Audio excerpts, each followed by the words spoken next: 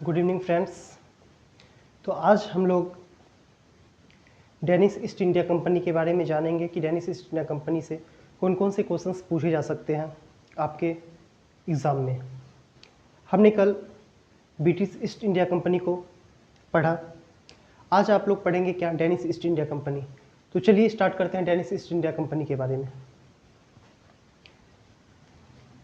सबसे पहले हम लोग जानेंगे कि डेनिस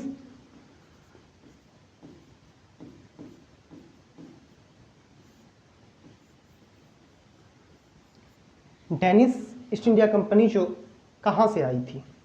तो इसमें सबसे पहले हम लोग जानेंगे ये कहाँ आई। दूसरा देखेंगे हम लोग इनके कारखाने कहाँ से थे, कहाँ कहाँ कारखाने के बारे में जानेंगे। उनके बाद तीसरा पॉइंट हम लोग ये जानेंगे कि ये व्यापार कैसे की।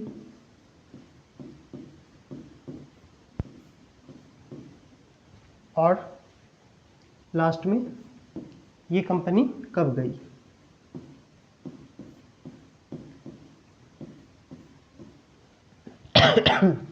तो चलिए हम स्टार्ट करते हैं। सबसे पहले आपसे क्वेश्चंस पूछा जा सकता है इसमें डेनिस ईस्ट इंडिया कंपनी से जो क्वेश्चन पूछा जा सकता है। सबसे पहले तो ये पूछा जाएगा आपसे कि डेनिस ईस्ट इंडिया कंपनी कब आई। तो ये कब आए थे,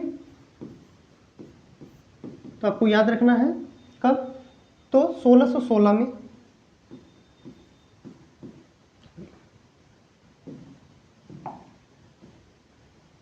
ये 1616 ईस्वी में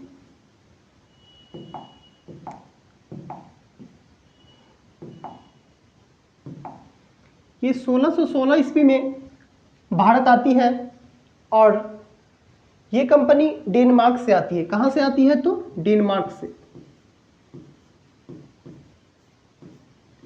पहला क्वेश्चन आपका बन सकता है। दूसरा क्वेश्चन आपका बन सकता है कि इन्होंने अपना कारखाना कहाँ खोला। तो कारखाने में देखेंगे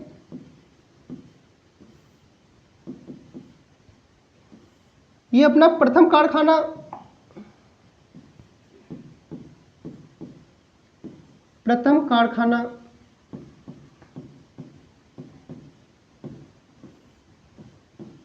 ये अपना प्रथम कारखाना कहाँ खोलती है, ट्रेकोबार तमिलनाडु में।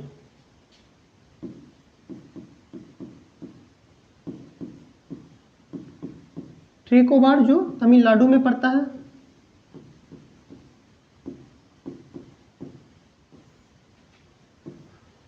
ये अपना पहला कारखाना ट्रेकोबार तमिलनाडु में खोलती है। दूसरा आपसे पूछा जा सकता है कि दूसरा कारखाना कहाँ खोलते हैं। तो दूसरा जो है 1676 ईस्वी में। अच्छा, ये जो है आपको खोली थी 1620 ईस्वी में। कब खोली थी, 1620 ईस्वी में। उनके बाद दूसरा ये खोलती है 1676 में। कहाँ पे, तो कहाँ पे खोलती है, याद रखना है आपको कि से रामपुर में।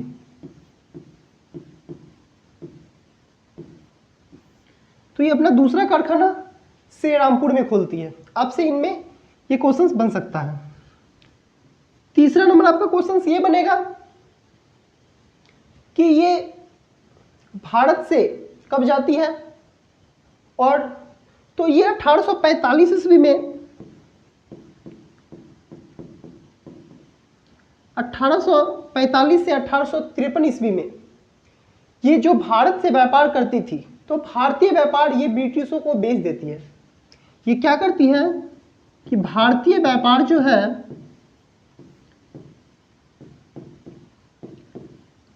किनको बेच देती है, तो ब्रिटिशों को, ब्रिटिश ईस्ट इंडिया कंपनी को ये बेच देती है। तो ये भारतीय व्यापार ब्रिटिश ईस्ट इंडिया कंपनी को बेच देती है। पुनः 1868 ईस्वी में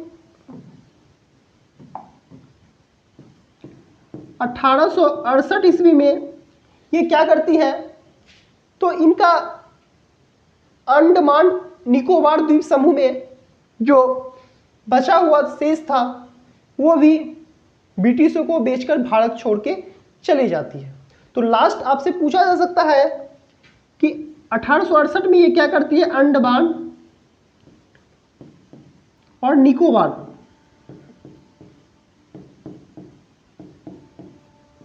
द्वीप समूह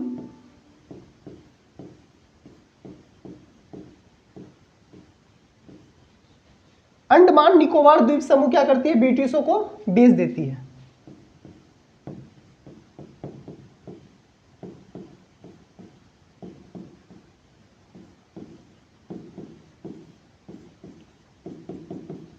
इनसे इंपॉर्टेंट क्वेश्चंस डेनिस से इतना ही बन सकता है। पहला, कब आई थी, तो आपको याद रखना है 1616 ईस्वी में आई। कब आई, तो ये 1616 ईस्वी में आई। और कहाँ से आई थी, तो डेनमार्क से आई थी। पहला याद रखना है आपको।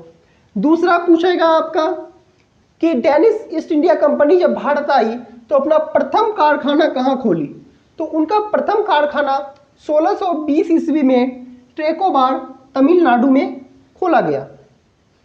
उनके बाद आपसे पूछा जा सकता है कि उन्होंने अपना दूसरा कारखाना कहाँ खोला, तो दूसरा कारखाना आपको याद रखना है 1676 ईस्वी में श्री रामपुर में खोला गया।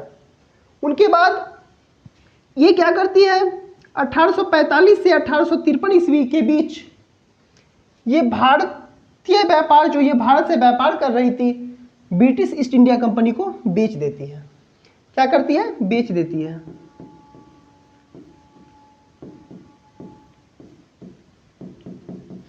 पुनः 1868 ईस्वी में अंडमान और निकोबार द्वीप समूह को भी ब्रिटिश ईस्ट इंडिया कंपनी को बेच देती है और वह भारत छोड़कर चली जाती है। तो डेनिस ईस्ट इंडिया कंपनी से जो भी इंपॉर्टेंट क्वेश्चंस बन सकता था आपका ये क्वेश्चंस बनेगा। कल हम लोग पढ़ेंगे फ्रांसिस ईस्ट इंडिया कंपनी किस प्रकार भारत आई और उनका क्या मोटिव था तथा उनके प्रतिस्पर्धा company British east India company से किस तरह उनका मतभेद हुआ, प्रतिस्पर्धा हुई और किस तरह से फ्रांसीसी ईस्ट इंडिया कंपनी का भी अंत हो गया। और उनके बाद हम ब्रिटिश ईस्ट इंडिया कंपनी किस तरह भारत में शोषण किया और किस तरह हम देश को आज़ाद किए, इनके बारे में हम लोग पढ़ेंगे। चलिए, तो आज की क्लास यहीं समाप्त की जाती है।